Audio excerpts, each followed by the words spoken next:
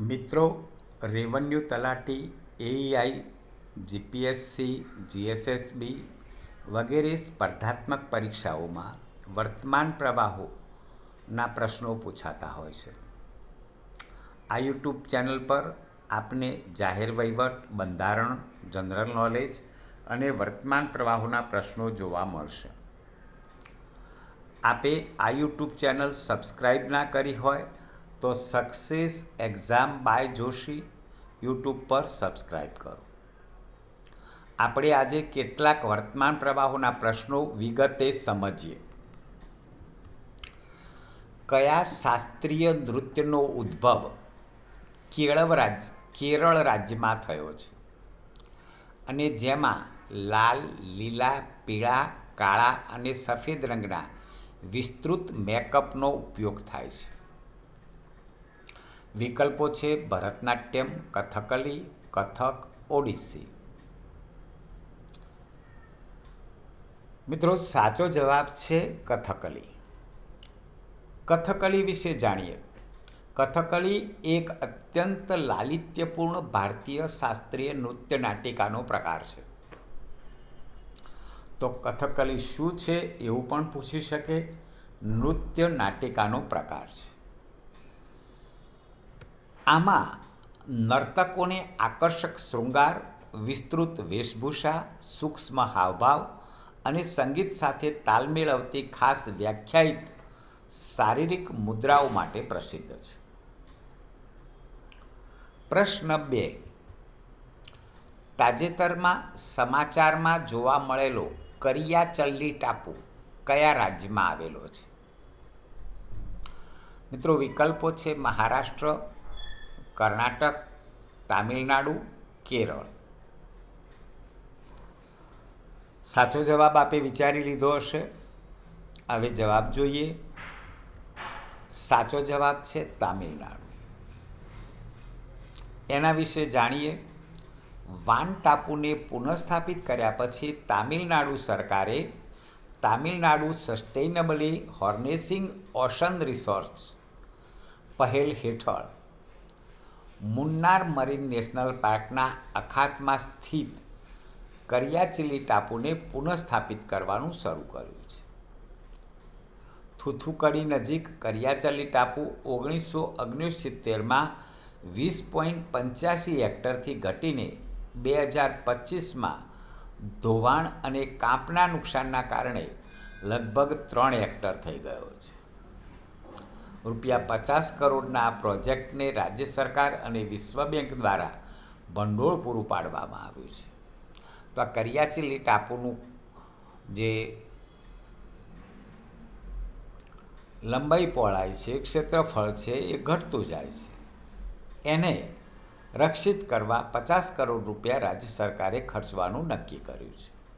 તો કરિયાચિલી ટાપુ એ તમિલનાડુ રાજ્યમાં આવેલો છે. પ્રશ્ન 3. કયા રાજ્ય સરકારે સ્માર્ટ પ્રોજેક્ટ હેઠળ ખેડૂતોને કૃષિ પેદાશોના વ્યાજબી ભાવ મેળવવા માટે હેઝિંગ ડેસ્ક શરૂ કર્યા છે? ગુજરાત, મહારાષ્ટ્ર, બિહાર, ઝારખંડ. જવાબ મિત્રો આપે વિચારી લીધો હશે. સાચો જવાબ છે મહારાષ્ટ્ર. મહારાષ્ટ્રએ પુણેમાં ખેડૂતોને ભાવ નિયંત્રણ રાખવા, જોખમ ઘટાડવા અને આવક વધારવામાં મદદ કરવા માટે સ્માર્ટ પ્રોજેક્ટ હેઠળ હેઝિંગ ડેસ્ક શરૂ કર્યું છે. આ ડેસ્ક સૌપ્રથમ કપાસ, હળદર અને મકાઈના પાકને આવરી લેશે, જેથી ખેડૂતોને બજાર ભાવના વધઘટથી બચાવી શકાય. તો ખેડૂતોને બજાર ભાવના વધઘટથી બચાવવા આ હેઝિંગ ડેસ્ક શરૂ કર્યું છે. ભવિષ્યમાં વધુ પાકનો પણ સમાવેશ માટે આ પહેલનો વિસ્તાર કરવામાં આવશે. National commodities and derivatives exchange અને તેના સંશોધન શાખા national institute of commodities research દ્વારા સમર્થન આપવામાં આવ્યું છે. મિત્રો, એવું પણ પૂછી શકે કે આ હેઝિંગ ડેસ્ક સ્માર્ટ પ્રોજેક્ટ હેઠળ કયા પાકને આવરી લેવામાં આવ્યા છે? કપાસ, હળદર અને મકાઈના પાકને. પ્રશ્ન 4. તાજેતરમાં સમાચારમાં જોવા મળેલા INS તબાર કયા વર્ગના ફ્રિગેટ્સનું છે?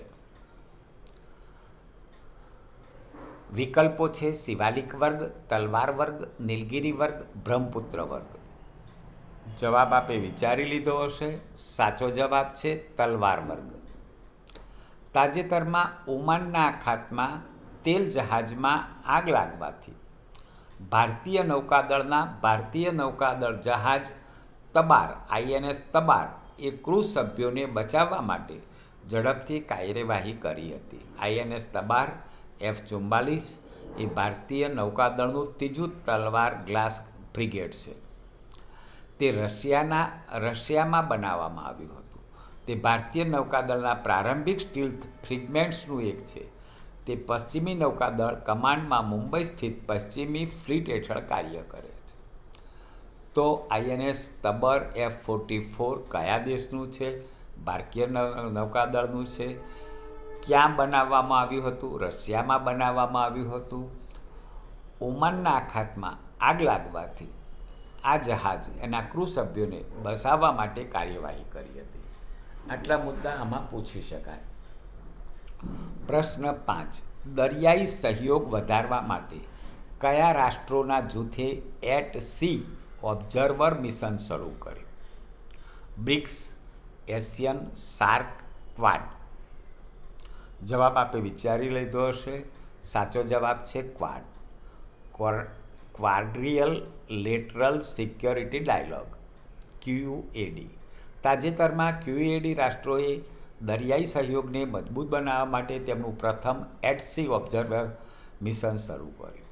QUAD એ ભારત, જાપાન, યુનાઇટેડ સ્ટેટ્સ અને ઓસ્ટ્રેલિયાના કોસ્ટગાર્ડ્સનો સમાવેશ થાય છે. તો મિત્રો, QUADમાં કયા દેશોના કોસ્ટગાર્ડનો સમાવેશ થાય છે એવું પણ પૂછી શકે. Bharat, Japan, United states. આ મિશનનો ઉદ્દેશ વિલિંગ્ટન ઘોષણા હેઠળ ઇન્ડો પેસિફિકમાં દરિયાઈ સુરક્ષા અને ટીમવર્કને વધારવાનો છે. દરેક દેશમાંથી 2 અધિકારીઓ, જેમાં મહિલાઓનો પણ સમાવેશ થાય છે, યુનાઇટેડ સ્ટેટ્સ કોસ્ટગાર્ડ કટર સ્ટેન્ડમાં જોડાયા છે. હવે એ ગુઆમ જઈ રહ્યા છે. મિત્રો, આ જ પ્રકારના વિડીયો જોવા માટે આપ YouTube ઉપર success exam by Joshi subscribe કરો. આભાર.